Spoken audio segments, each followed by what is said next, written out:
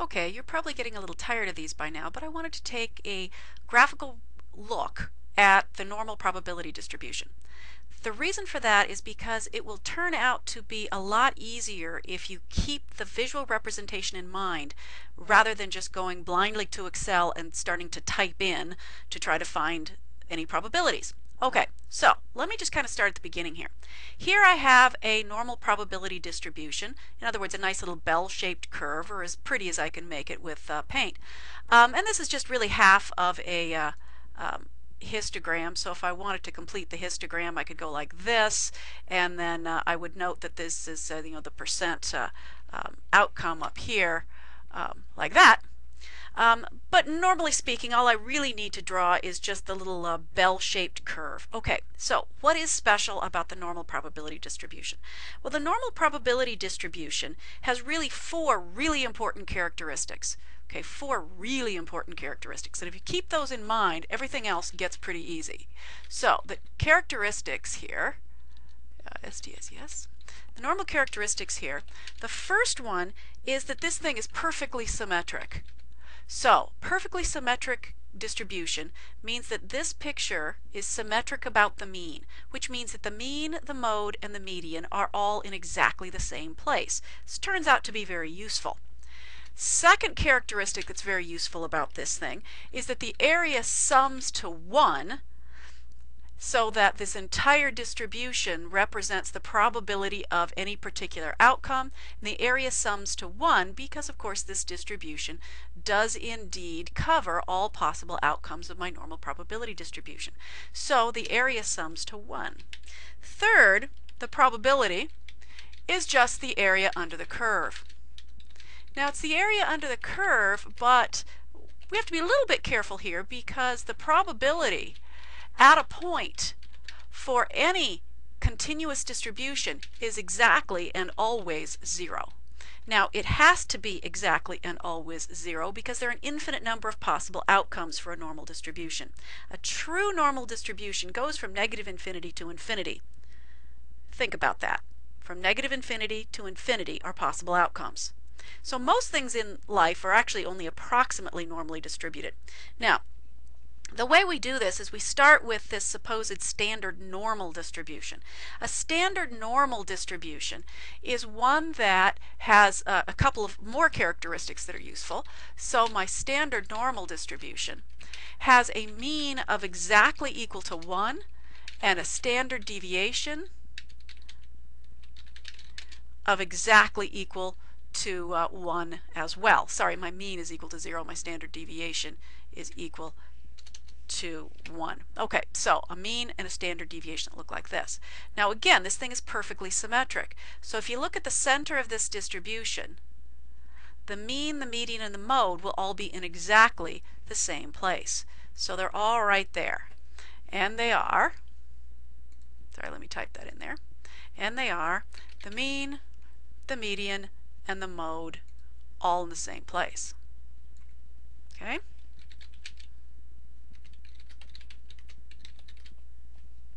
So far, so good. Now, while that's interesting, it turns out that if we take advantage of that characteristics, we can find the probability of things very easily. Why? Well, if the area is exactly sums to 1, and the center is 0, and this thing is perfectly symmetric, then we know the area on each half of the distribution has to be equal to exactly a half. So the area over there is a half, and the area over there is a half. Already life has gotten pretty easy because now the probability that any outcome is, say, greater than the center of this distribution, and this is standard normal, so the center of the distribution is 0, has to equal a half. And that's also equal to the probability that any outcome is less than the center of this distribution. Again, has to be a half. So that's true simply because this thing is symmetric. Very nice. All right. Now, let's say that we were looking for some other kinds of probabilities here. So let's get rid of that. And let's take a look at finding some of these probabilities. For instance, what if we wanted to find a probability of being, say, way high in the distribution. In other words, what if we wanted to find the probability of being out in this kind of neighborhood? I'm just giving that a general shading, though it's anything out here. Now, notice that I did not, dump the bucket of color, because this distribution can go all the way out to infinity, so it's everything in this upper tail. Well, finding the probability of anything in the upper tail is actually fairly easy to do, because all we need is the cumulative distribution up to the point of interest, and the point of interest here might be at point, I don't know, how about we could call that 2. So if we are looking for the probability that we could get an outcome greater than 2, well, that's equal to 1 minus the probability of being less than 2. So, like that. Now, notice that we can find the cumulative probabilities quite easily on Excel.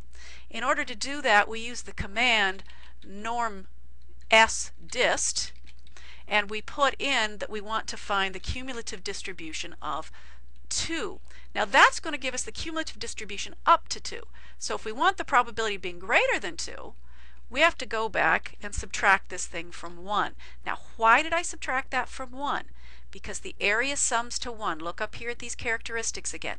The area sums to 1. Since the area sums to 1, if I can find all of the probability up to 2, all this stuff up to 2, then what's left over, or this yucky shaded region up here, is my answer. Okay, so that's what I need to do. Now, I can use the same sort of technique if I want to find other areas as well. Let me go back and draw another one of these distributions for us and show you what I mean. I'm going to clean that up too. Now, let's say, for instance, that I have my normal distribution. I'm going to show it up here. And my normal distribution here, there's my normal distribution. Okay, so there's a normal distribution. If this again is standard normal, then it centers on 0, and centering on 0 means the mean here, right there, is equal to 0. So I can put 0 in there, and there's my mean. But what if I wanted to find the probability of being, say, between, I don't know, how about 1/2 and 1/4? What if I wanted to find that probability? Well, there and say there. So I want to find the probability of being between 1/2 and 1/4. So there's 1/4. There's 1/2. I want to find that probability. So I want that area. To get that area, I can shade it. I think I can. Nope, I can't.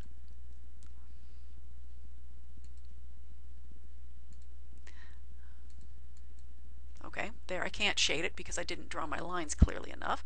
But I can say, give it a real rough sort of shading in here, this kind of area in here. But that, I can find that probability. Now, how am I going to go about finding that probability? Since I can only find cumulative distributions, I can find all of the area up to 0.5. And if I subtract all the area up to 0.25, it leaves exactly what I want. So, if I want to find the probability that x is between 0.25 and 0.5, I can do that by taking advantage of those characteristics up there, that the area sums to 1 and the probability is just the area under the curve, by finding the probability that x is less than 0.5, and then subtract off the probability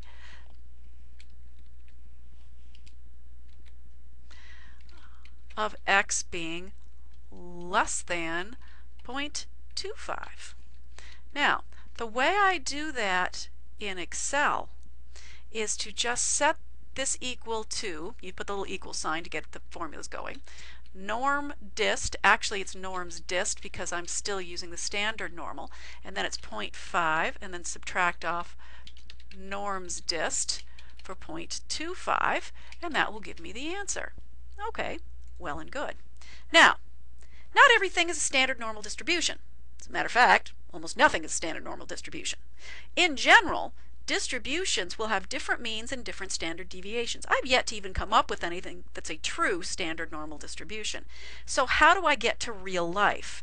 Well, the way I get to real life is by converting from the distribution I have. Say I've got a mean of 5 and a real life standard deviation of something other than 1, say 2. And I'll use it to convert my distribution into a standard normal. So I want to convert to standard normal. Well, I can do that by hand, and your book shows you how, but I can also do it by letting Excel take care of this for me. Gotta love Excel. Well, what they do is they take what they call norm dist. Notice there's no S. It's norm dist, not norms dist. And now if I want to find the probability at a certain point, I'll call it X. What I have to do to get that cumulative normal is I put in norm dist, and then I have to put in the mean from the distribution of interest, the standard deviation from the distribution of interest, and then the word true. The word true is in there just in order to tell the thing that I'm looking for a cumulative distribution. Now, what I just typed right there, this norms dist x52 true, will do the following for me. If I am looking at a distribution, I'll give you a little picture here. If I'm looking at a distribution where I have nice little normal shape, but now the center of this distribution is 5. Okay, the center of the distribution is 5 in this particular picture. And the standard deviation is 2. Well, if I want to find the probability of a very specific outcome, like say I want to find the probability now of x being greater than 6. Well, to find that probability, that's going to be found by taking 1 minus this cumulative normal, which is norm dist, not norms dist, but norm dist, 6, 5, 2, true, and there you go. Okay, I need the equal sign in front of that actually. But there you go. That will actually find it for me. Kind of nice. Now visually what that's doing is I'm looking for the probability that if I have a 6 right there in my distribution, I'm looking for the probability of being greater than 6. Well, the probability of being greater than 6 is the area out here. Okay. Now, I can use the same sort of logic that I did over here in order to find areas of my probability distribution. Now, here is my suggestion. Draw these things. Use a piece of scratch paper and just sketch out the distribution for each individual problem, and just sketch it out as a lump. Put the mean in it, in the center, for instance down here where I have a real distribution with a mean of 5, and then sketch in what you actually want. Do you actually want this upper tail? Do you perhaps want a lower tail? Do you want to be between some spots? If so, sketch it out. When the sketch is in front of you, you will find it very easy to figure out what you want in terms of these formulas, the norms dist or the norm dist, depending on which one you want. It turns out to be very easy to do. Without the picture, it's very easy to get confused. So, I suggest you draw it. You'll find the answer to be much easier to come across. All right, good luck.